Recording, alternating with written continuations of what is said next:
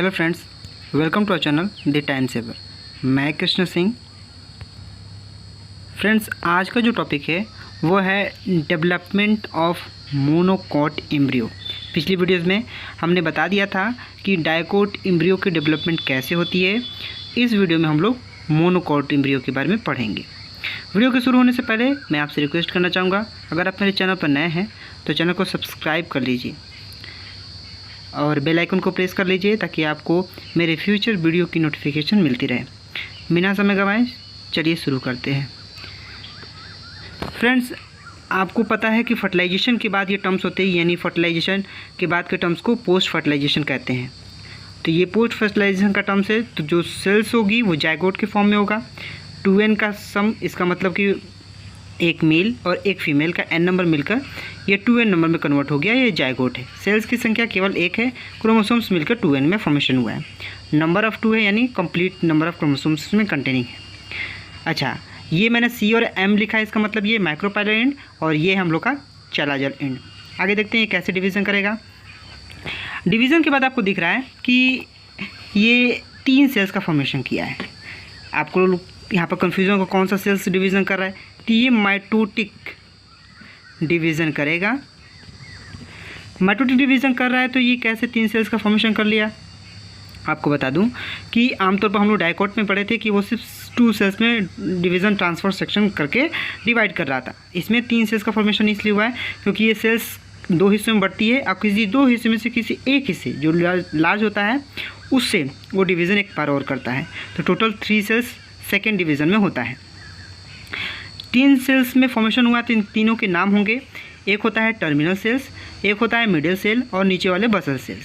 आपको पता है कि जो भी डिवीज़न या सस्पेंसर का फॉर्मेशन कर रहा था वो और कुछ नहीं बल्कि बसल सेल ही कर रहा था, किसी भी सस्पेंसर का फॉर्मेशन। आइए जानते हैं किसमें कौन सा सेल्स क्या चीज़ फॉर्मेशन करता है। तो फ्रेंड्स, आपको दिख रहा है कि ये जो मिडिल सेल्स है वो प्लीम्यूल, रेडिकल्स, इपिकोटिल, हाइपोकोटिल और सस्पेंसर का फॉर्मेशन करता है। तो जानते हैं कैसे फॉर्मेशन करेगा और कैसा स्ट्रक्चर दिखेगा। तो तीसरा स्ट्रक्चर हम लोग देखते हैं।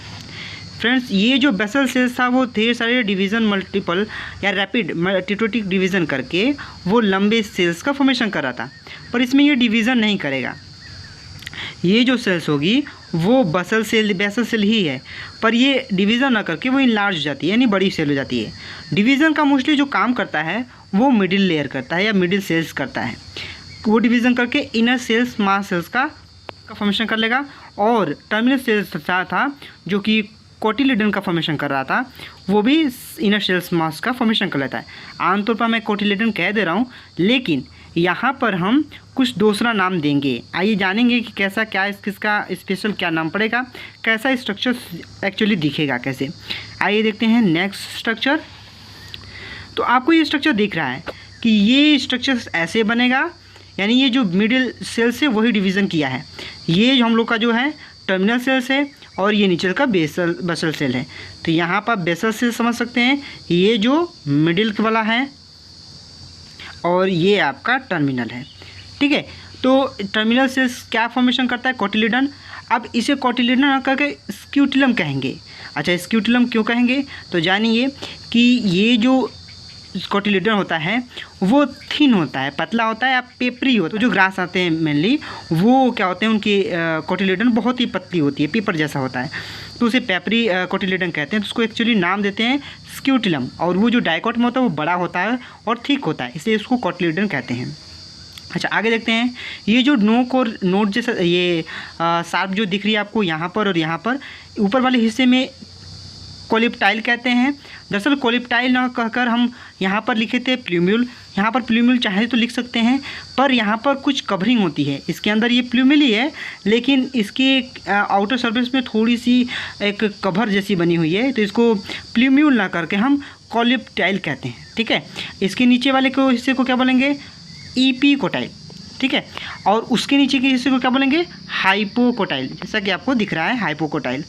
और आपको मैंने बता दिया था ये क्या है, बसल सेल्स। और ये आपको जो दिख रहा है ये भी मिडिल का हिस्सा है जो कि सस्पेंसर कहलाता है। क्या कहता है, सस्पेंसर ये पूरा विकसित नहीं होता है, पूरे डेवलप नहीं होता है, थोड़ा सा फॉर्म में डेवलप होता है।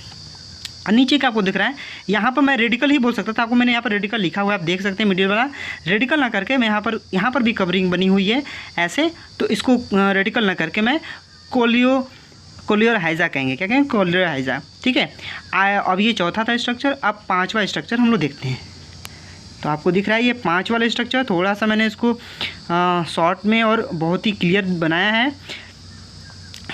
तो देखिए यहाँ पर ये बड़ा सा आपको पेपरी सबस्टांस और बहुत ही थीन जो कि कोटिलीडन है, और आप इसे कोटिलीडन ना करके आप चाहें तो यहाँ पर आप स्क्यूटलम भी कह सकते हैं।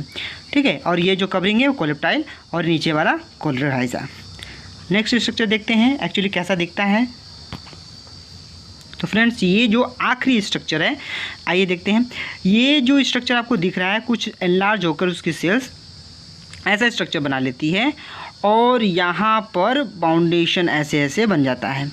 आखिर ये क्या है? ये है, पर स्ट्रक्चर के नेमिंग देख लेते हैं।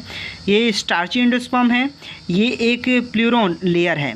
ये प्लूरॉन लेयर और कुछ नहीं बल्कि एक प्रोटीनियस एंडोस्पर्म है। क्या है?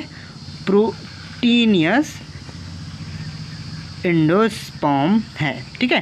प्रोटीनियस एंडोस्पर्म में लेयर है ये, और ये हम लोग का है कोटिलीडन, जो कि आप इसे लंबी कह सकते थे,